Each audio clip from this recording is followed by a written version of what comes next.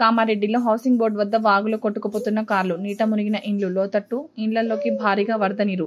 ఎప్పటికప్పుడు ప్రజలు అప్రమత్తం చేస్తున్న జిల్లా పోలీసులు. కామారెడ్డి టౌన్ లో 21% సెంటీమీటర్ల వర్షపాతం నమోదు. కామారెడ్డి జిల్లా డేంజర్ జోన్ లో ఉన్నట్టు అధికారులు తెలుపుతున్నారు. మరియు కామారెడ్డి నుండి హైదరాబాద్ వెళ్లే రహదారుల్లో మూసివేత మరియు దెబ్బతిన్న రైల్వే ట్రాక్స్, లోతట్టు ప్రజలను ఖాళీ చేయిస్తున్న పోలీసులు. ఫస్ట్ టైం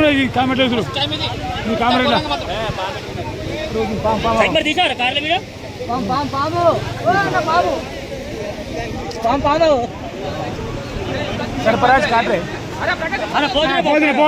పోయి ఒకటి రెండు